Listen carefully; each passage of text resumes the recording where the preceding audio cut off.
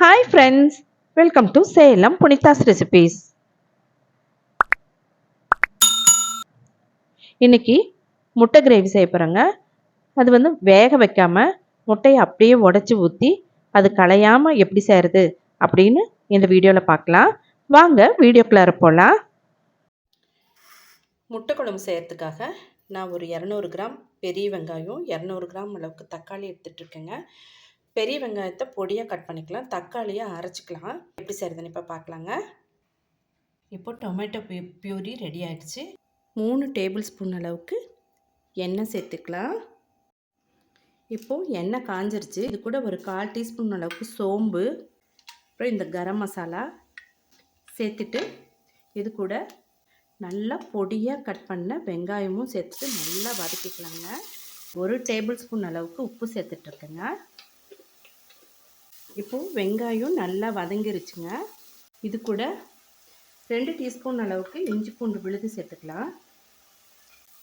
2 teaspoon அளவுக்கு கறி மசாலா சேர்த்துக்கலாங்க. இது கூட 1 டீஸ்பூன் அளவுக்கு மிளகாத்தூள் கொஞ்சமாக மஞ்சத்தூள், அரைச்சி வச்ச தக்காளி விழுதை சேர்த்துக்கலாங்க. தக்காளி விழுது நல்லா எண்ணெய் பிரிஞ்சு வரணும். எண்ணெய் பிரிஞ்சு வந்துருச்சுங்க. இப்போ நம்ம கொஞ்சம் தண்ணி சேர்த்து கொஞ்ச நேரம் வேக விடலாம். பச்சை வாசம் போகிற வரைக்கும் ஒரு 10 நிமிஷம் வேகட்டும். மிக்ஸி ஜாரில் ஒரு மூடி அளவுக்கு தேங்காய் எடுத்துகிட்ருக்கேன். இதிலேருந்து தேங்காய் பால் கெட்டியாக எடுத்துக்கலாங்க.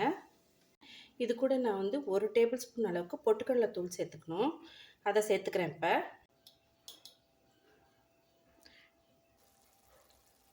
இப்போ தேங்காய் பாலை இதோட சேர்த்துக்கலாங்க.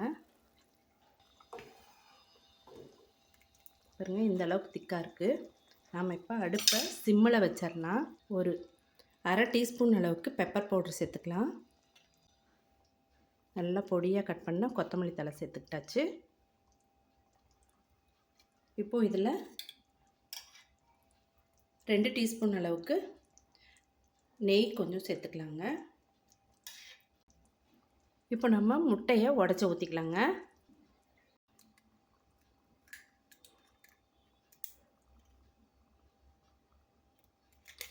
மஞ்சள் கரு உடையாமல் நம்ம உடச்சி ஊற்றணும். 5 முட்டை உடைச்சி ஊற்றிருக்கேங்க. இப்போ இதை சிம்மிலேயே வச்சுட்டு நம்ம மூடி வச்சிடலாம். இப்போ பாருங்க, முட்டை வெந்து ரெடி ஆயிடுச்சு. நல்லா தனித்தனியாக வருது பாருங்கள், உடையாது. இப்போ பார்க்கவே சூப்பராக இருக்குது, புல்சை மாதிரி இருக்குது. இது கூட நம்ம மேலே இன்னும் கொஞ்சம் கொத்தமல்லி தழை துவைக்கலாங்க. இப்போ நமக்கு உடச்சி ஊற்றின முட்டை கிரேவி சூப்பராக ரெடி ஆகிடுச்சு. இது இட்லி, தோசை, சப்பாத்தி எல்லாத்துக்குமே ரொம்ப நல்லாயிருக்கும். இன்றைக்கி நான் இதை இட்லி கூட தான் சர்வ் பண்ண போகிறேன். பாருங்கள், பார்க்கவே சூப்பராக இருக்குது. ரொம்ப ரொம்ப அருமையாக இருக்கும் இந்த கிரேவி. இப்போ நான் சுட சுட இட்லி பரிமாறியிருக்கேன். இது கூட நம்ம முட்டை கிரேவியும் ஊற்றிக்கலாம். இந்த முட்டை கிரேவி நல்லா மசாலாலாம் இறங்கி சூப்பராக இருக்கும். இந்த வீடியோ உங்களுக்கு ரொம்ப யூஸ்ஃபுல்லாக இருக்கும்னு நினைக்கிறேன். இந்த வீடியோ உங்களுக்கு பிடிச்சிருந்தா லைக் பண்ணுங்கள்.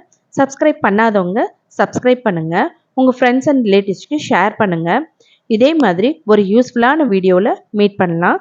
தேங்க்யூ ஃபார் வாட்சிங்.